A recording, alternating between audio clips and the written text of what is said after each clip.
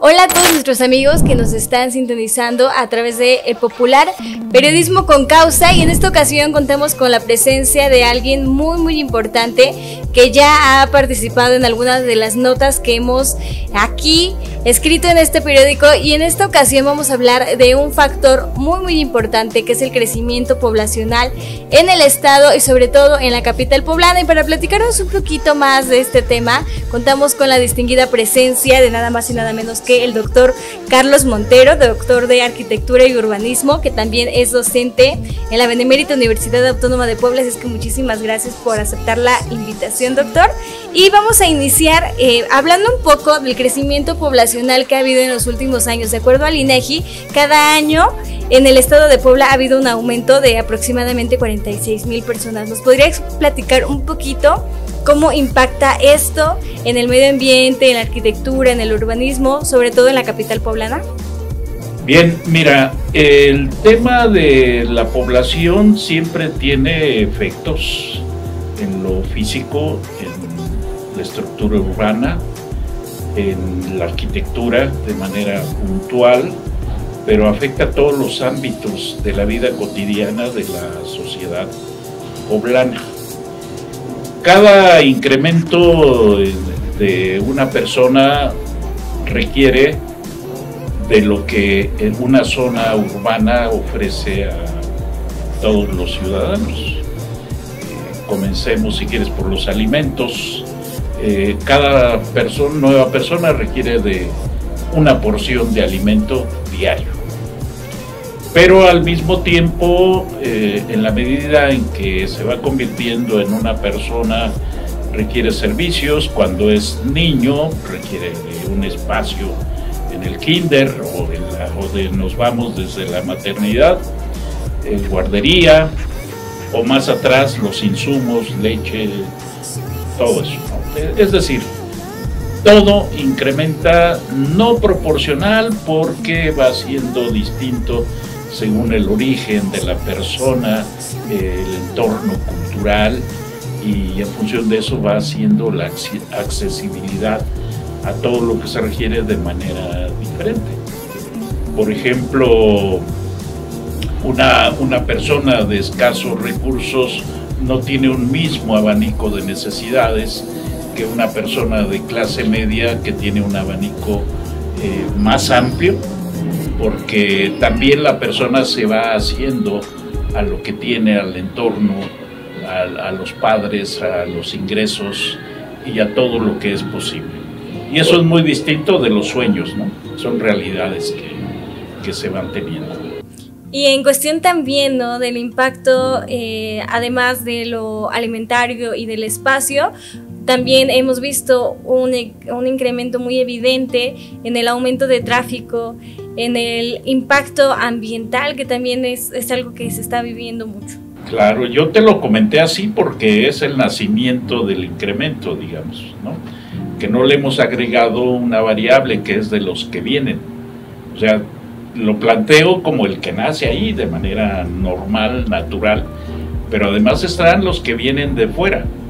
Alguien que se vino a vivir de cualquier población del estado a Puebla porque ya tiene un hijo que ingresa a la universidad. Así que los problemas en todos los ámbitos se van multiplicando al crecer la población, y por eso las cosas nunca serán iguales, ¿no? El pasado nos permite conocer los procesos, el que nos interesa estudiar, pero es absurdo cuando en política se usan argumentos que no se valoran como debieran. Es que antes hubo tantos delitos y ahora hay muchos más. Pues claro, pues va a haber más. Y con el que venga, no importa quién sea ni del color que sea, habrá más. Y así sucesivamente, todo se multiplica. Así que, y no es por el color, ni es por quien esté, no. Es la naturaleza de las cosas que va haciendo, desgraciadamente, en algunos temas, ¿no? ¿Y en el impacto ambiental? Pues también hay más gasto de energía en todos los ámbitos, ¿no? Incluso la producción de energía eléctrica, ¿eh?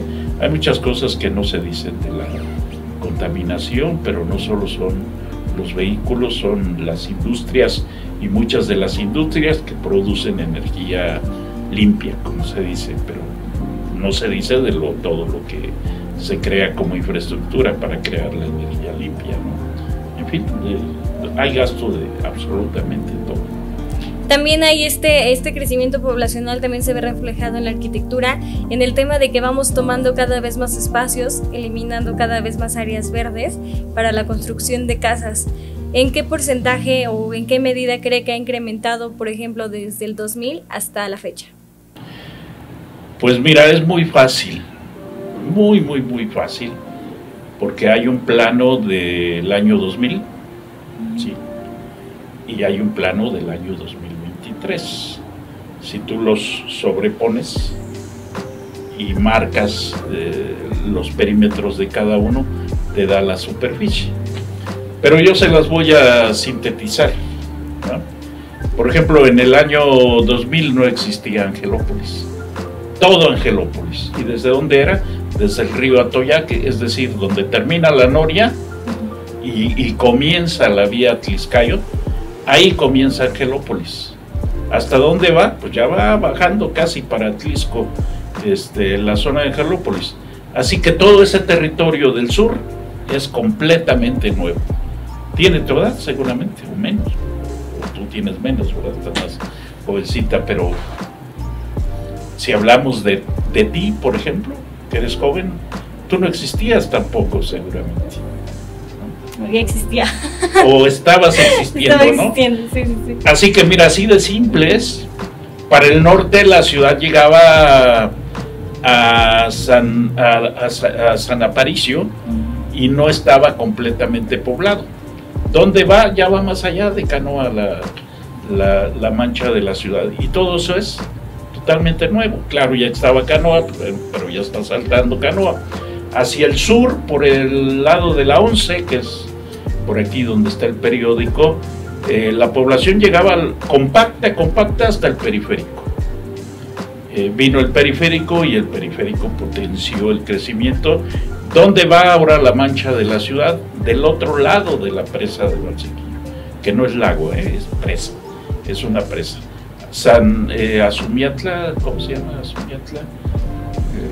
Azumiatla ya es parte de esta mancha urbana, con la desgracia de que estamos perdiendo suelo, que es importante para el medio ambiente. ¿Por qué estamos con estos huracanes tan terribles y cambio climático tan terrible?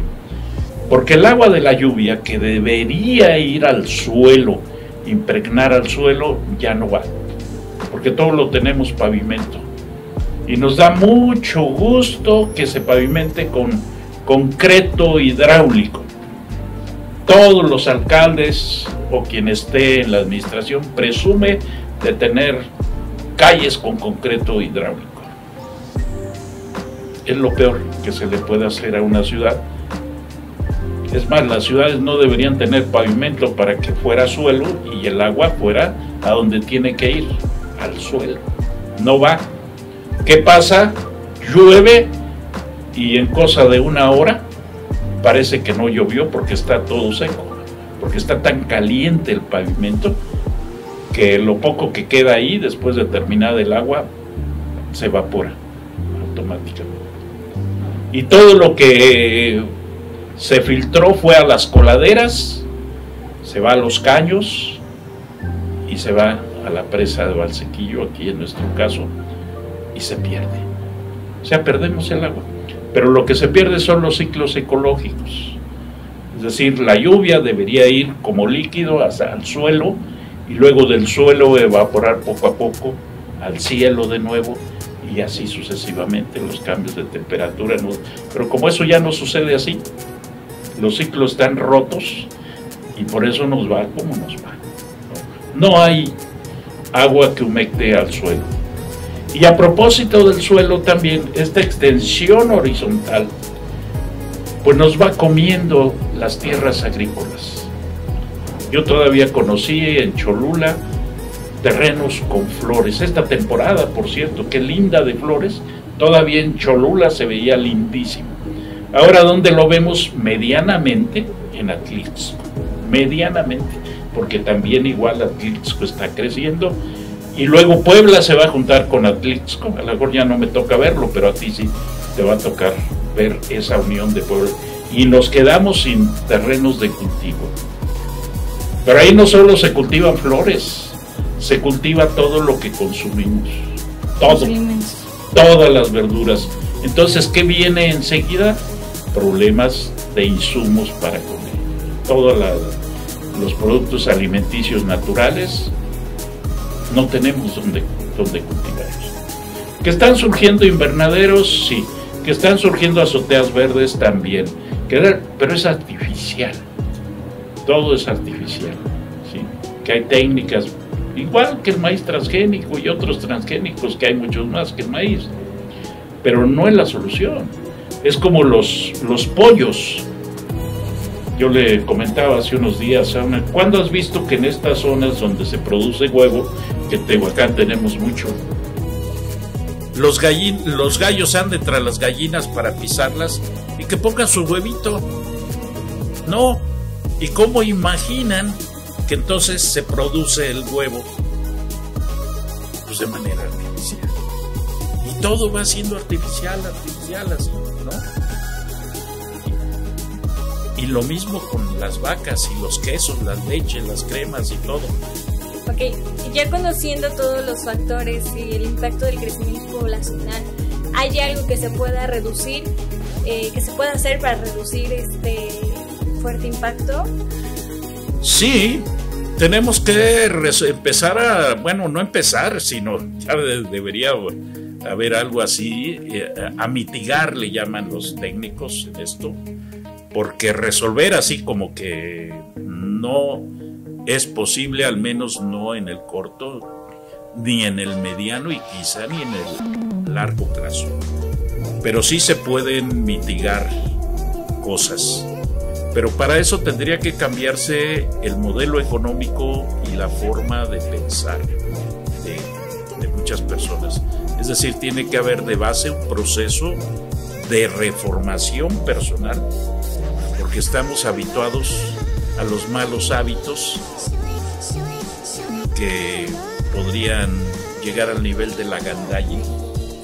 Es decir, personas que en la calle, para ganar un lugar en un carril o para poder cruzar, pues se hacen lo peor para ganar ese lugar y poder cruzar.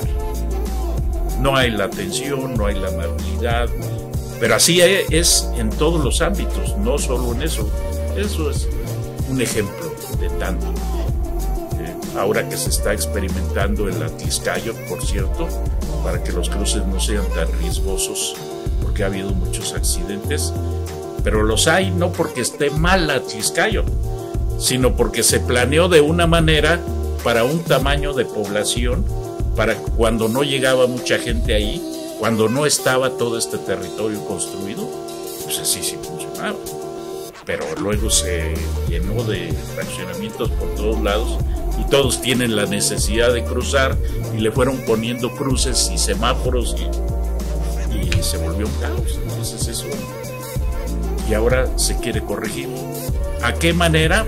A lo que se tiene, pensemos que bien diseñado y demás, bueno, ya, eso se llama reordenamiento. Bueno, ojalá resulte. Pero las cosas no pueden ser así. Debiera estar todo claro, absolutamente todo. Si yo te diera datos históricos, por ejemplo, esta ciudad para el automóvil surgió ya como una ciudad consolidada para el automóvil en la década de los años 40. Y quien estaba a cargo de las oficinas públicas diseñó una estructura viaria para que esto funcionara bien, con crecimientos, claro, a la dinámica de entonces, pero estaba previsto. ¿Pero qué crees? No se hicieron. No se hicieron. ¿Y cómo hemos crecido entonces? Con los caminos de la época de la fundación de la ciudad, es decir, del año de 1531. El camino a Tlaxcala se convirtió en la carretera Tlaxcala, ¿no?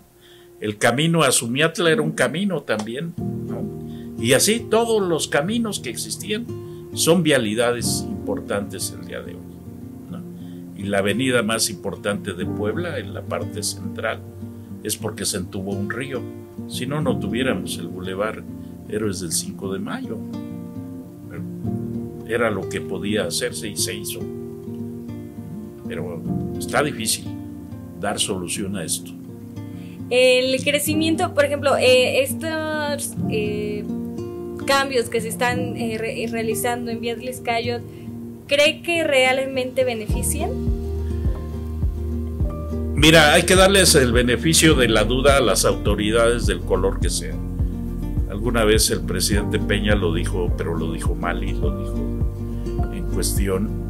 No creo yo también así lo entiendo, que ningún gobernante se levante pensando en hacer las cosas mal para hacer sufrir a los ciudadanos que eligen. Creo que todos tienen buenas intenciones, pero de una opción de intenciones que les ponen sus asesores, sus técnicos, sus especialistas, hay que elegir cuál. Por la que esté con más consenso. Y por eso siempre se pide que los proyectos se pongan en la mesa de los que saben, para que haya muchas opiniones y los que saben puedan ayudar a que el que tiene que decidir tome la mejor decisión. Ese es un camino que debiera seguirse y no se sigue, ¿no? Sino que ya nos enteramos cuando la máquina está ahí, o cuando cerraron la calle, o cuando esto. Y bueno, ¿y cómo sabemos qué se va a hacer? No, yo creo que los medios, todos no saben exactamente qué se va a hacer en la Tlaxcala. Así que solo digo eso, pero créeme, a mí no me han llamado, y no digo que yo sea importante, pero creo que la gente que sabe no ha sido llamada para opinar. Y no solo en ese caso, en muchos casos de lo que tiene que ver con la ciudad o con el Estado. Debiera hacerse ese tipo de ejercicios, ¿no? O tú, por ejemplo, para tu programa, tu periódico, vas con cualquier gente, oiga, venga para que me hable de... No, vas con quien sabe, con quien está enterado, con quien está informado. Y entonces tú le ofreces a tu público información de alguien que sabe, no cualquiera. Y así debieran ser quienes dirigen las ciudades. Y bueno, en cifras ya vimos el dato del INEGI, pero ¿usted considera que este crecimiento en algún momento va a hacer que el estado de Puebla, o precisamente la capital poblana, colapse a partir de toda esta creación y construcción desmesurada, invadiendo ya bastantes espacios naturales? Bueno, colapso no creo que suceda, ¿no?, el caso, porque hay resiliencia en las poblaciones y se van atendiendo esos puntos o focos rojos, como le llaman, y se van resolviendo o paliando, mitigando, y por eso no se puede llegar al colapso. ¿Qué sí hacen para que las cosas funcionen? Lo máximo en la complejidad de lo que hay que resolver, ahí sí, y eso tiene que ver con las estrategias. Donde hay un problema que si colapsa, lleva a otros colapsos, eso sí se atiende de manera puntual. Veamos, por ejemplo, ¿por qué la vía Tlaxcayot? Porque la vía Tlaxcayot te conecta con una ciudad con la que tenemos una gran relación, Atlisco, una relación histórica, por cierto, desde la fundación de la ciudad, porque la producción de granos más fuerte de este territorio estaba en esa zona, de Puebla hacia el sur, hasta Acatlán y hasta Oaxaca incluso, pero la producción fuerte estaba entre Atlisco y Acatlán, de granos. Nos llamaban el granero de América. Y esa relación ha tenido una gran fuerza por el crecimiento de Atlisco. Atlisco atrae turismo, atrae el comercio de las flores. Atlisco se quedó con el mercado de flores que tenía Cholula y ha tomado la cuestión turística también con mucha fuerza desde hace unos 10 años, digamos.